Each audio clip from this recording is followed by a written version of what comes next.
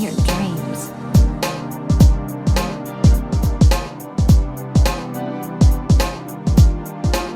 Hey, what's up guys? Welcome back to another Snowbreak Containment Zone video, and today I'm just going to be talking about the new Chaos 5-star character, Nerida Styx. My Nerida is currently M0R2. I R2'd her immediately since my account is already whaled out anyways. Nerida is very fucking strong. Very fucking strong. I think she might be one of the strongest Chaos DPS characters we have at the moment. If you're a new player, I do think she's worth pulling for if you are missing a second DPS for your account. If you're a veteran player, you can either pull her or not. I mean, it's really just going to depend whether you want her or not. Her style, in my opinion, is a little boring. I don't regret pulling her. She is kind of fun to play, but I mean, it doesn't really feel like you shoot that much with Nerida. When you tap her standard skill, you basically enter this state called the Styx flow state. During this form, she's basically going to be moving around the field, creating these weird shadow phantoms that will deal chaos damage to the enemies. While she's in this state, she's going to be getting these stacks called the whale charge. In the middle of the screen, you will see like a bar that'll show up. It's basically going to indicate how much whale charge you have.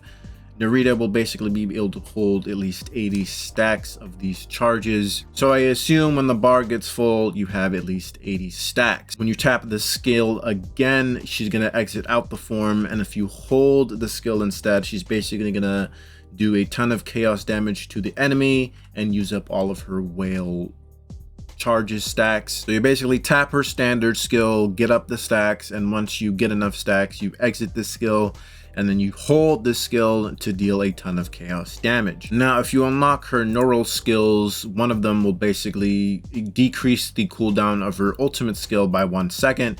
And the second neural skill will basically, she's going to get 2 of the whale charges during the Styx flow form instead of 1 per 0.5 seconds. As I said earlier, you're probably not going to be shooting that much with Nerida. You're basically just going to be spamming her skill, kind of similar to the new Enya's 5-star form. You don't really shoot that often with Enya either. Nerida's support skill is also pretty interesting because she's basically going to be staying on the field as when you use her support skill. Nerida will basically leap forward and fire 8 oath-bound ribbons in a cone-shaped area, dealing chaos damage. These will basically scale off of Nerida's attack. I do think her support skill is actually pretty good because she can synergize pretty well with the Swift Tide Marian.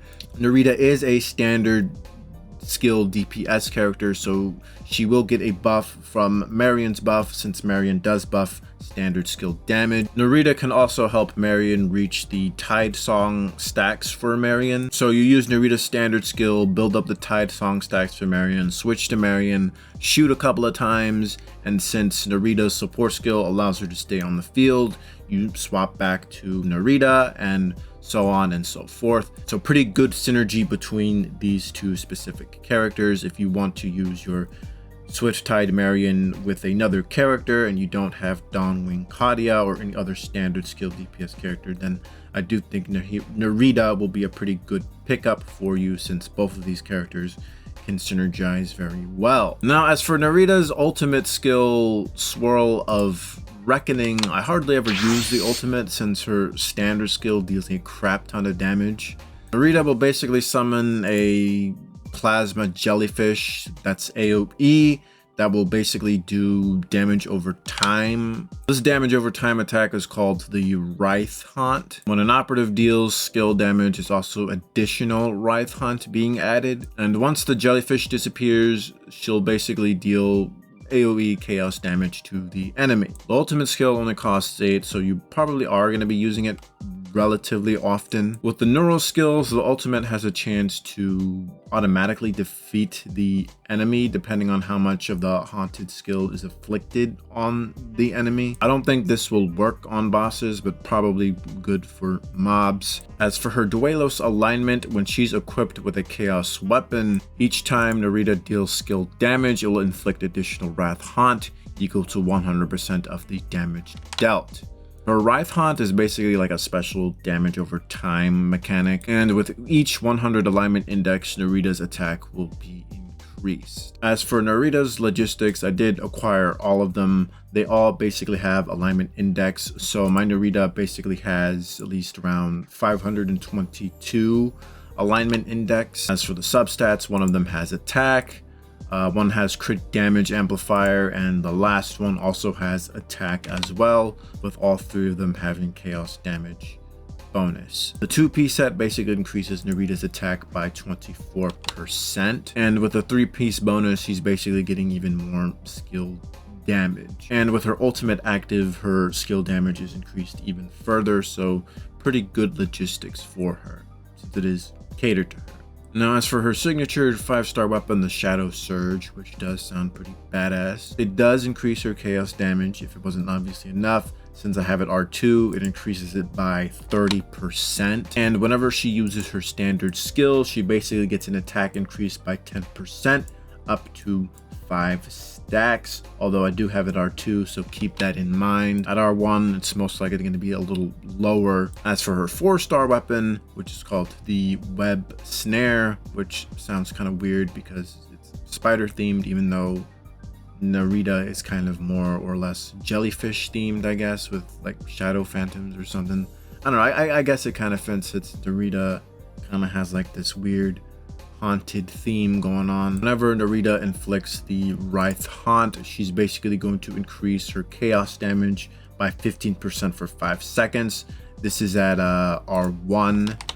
And after Nerida uses her ultimate, it's going to increase her attack by 15% for 10 seconds at R1. Snowbreak is the only gacha game that has at least a 4-star weapon for each 5-star character, so if you don't want to pull for her 5-star weapon, you at least have a 4-star option, which is kind of just as good. You'll still be able to clear the content fine with the 4-star weapon, just don't expect your neural simulation score to be high. Now, compared to other Chaos DPS characters, I do think Nerida is the strongest at the moment. She's also kind of easy to play. You tap her E skill, things will die. You use her ultimate, things die. You hold her standard skill, things die. Cherno is still good. You can at least AFK with Cherno. You can use her standard skill and then just fuck off. Cherno at least has the pretty interesting AFK ability that she has. Frisia, on the other hand, she is pretty strong. However, she might be, kind of awkward to play since you basically gotta sprint in order to shoot with Frisia. I genuinely do think Nerida is the strongest Chaos DPS character that we have at the moment. We do get a free Nita this patch, and she is a DPS character, and you can also max manifest Nita. Developers are not really just handing her on a plate. However, I do think we have to work for it. I don't know how strong Nita is going to be, so you may want to save your pulls for Nerida, especially since we do have the anniversary patch coming up. Nita might be strong, but we still don't really know as of yet. I do think Nerida is very, very strong. You might want to hold out on your pulls until we get the free maxed out Nita, because I do think the anniversary patch will have a pretty strong character, but it is going to have to be like a wait and see type of deal. Anyways, Nerida, pretty strong character. If you want to pull for her, go for it, but you may want to wait. Let me know what you guys think in the comment section below, and I will see you guys later. Bye-bye now. Come again soon.